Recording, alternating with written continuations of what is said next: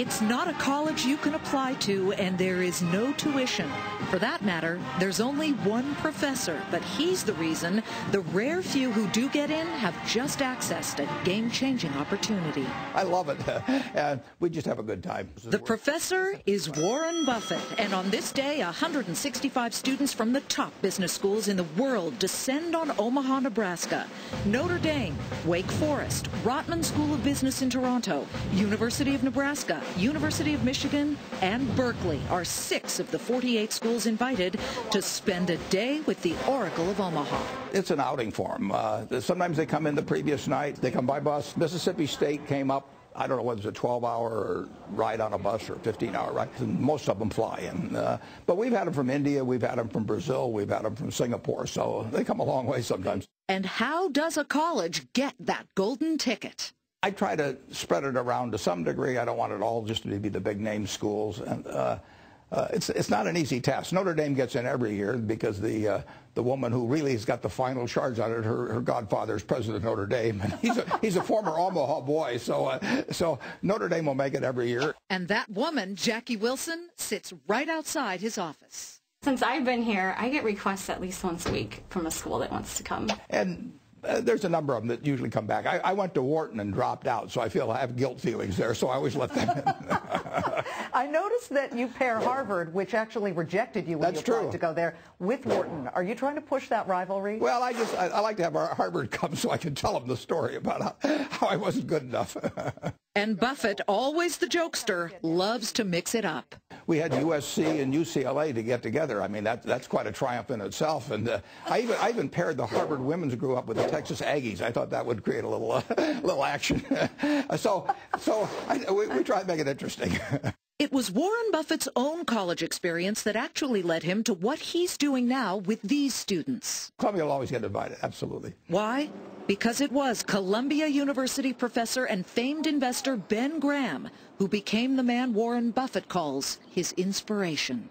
Well, I've talked to students way back, but if you go all the way back, when I was a student at Columbia, 1951, I was 20 years old, and Ben Graham would come up every Thursday afternoon, didn't need to, donated his whatever he got paid back to the school, and he would take 25 or 30 of us and create future competitors. I mean, here was a man that was doing that for students. So I feel the same way about it. I mean, but it's a lot of fun. I wouldn't be doing it if I wasn't having a great time doing it. But there's another reason Warren Buffett started teaching these kids, and this one might surprise you. I got started in it, believe it or not, because I was terrified of public speaking, and I went to a Dale Carnegie course when I was 20, and before that I would get physically ill before I could get up in front of people, and I took the Dale Carnegie course, and I went right out to the University of Omaha then, as it was known, and I said, I want to start teaching because I've got to get up in front of people and keep doing this or I'll lapse back to like I was. You're different from a lot of CEOs, I have to tell you. What's off the table? What won't you talk about? I won't talk about what we're buying or selling, but they even kind of get me close to the edge of that occasionally if they're good. But I tell them nothing is off the table, and I tell them to throw them right at my head. I want a hardball right at my head because that's what makes it interesting for me. There's no sense for them coming and asking a bunch of softball questions. So I tell them anything goes, personal, investments, business, politics, societal, whatever, their future, whatever they want to talk about. They've come 1,000 miles or more, and I want to talk about what's on their mind. And at the same time, the students were thinking the same thing. What would they ask Warren Buffett when they finally got face to face? What I'm interested in learning about is what it was like when he started. I mean, he must have gone around to people in Omaha, raised some money, and started Berkshire. Who did he talk to? Who said no? The country's in transition, and Warren Buffett is really plugged into the transition team, and so it's going to be interesting if we get any kind of sense of where he's at mentally in terms of where the country's headed. What's your question? What are you going to ask? Is it going to be amazing? Is it going to be impressive? Is it going to be these brilliant questions you can, hopefully impress Warren Buffett? And I think there's a bit of pressure there. I figured while we're here, we might as well take the chance and say, are you hiring? I was thinking of asking him to adopt me.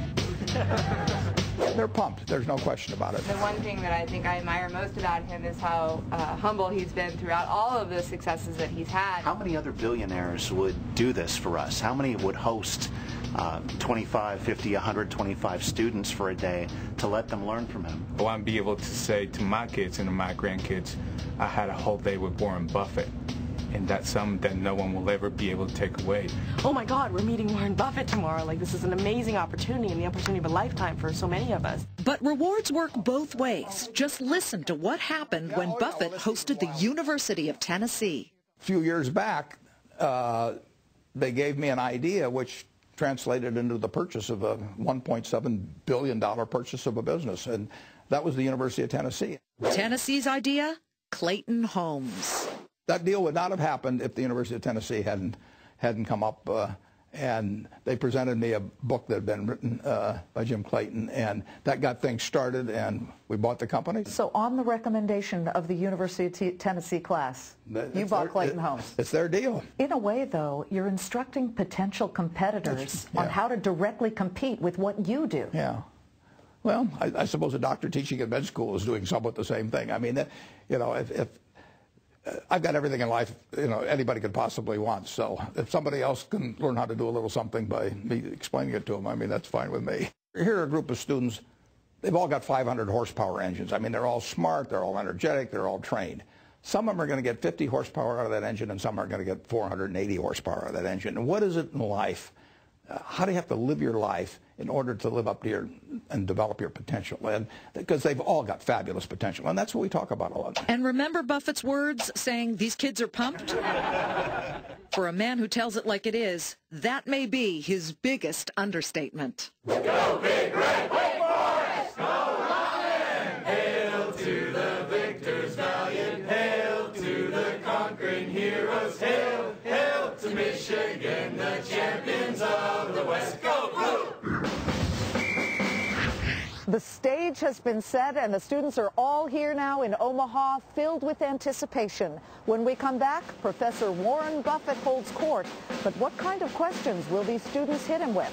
When our Fox Business special, Buffett U, returns. There's no degree of difficulty factors in investing. If I do something that's easy and profitable, I get paid just as well as somebody that's trying to do something very hard. So I'm not looking for needles in haystacks. I'm looking for haystacks.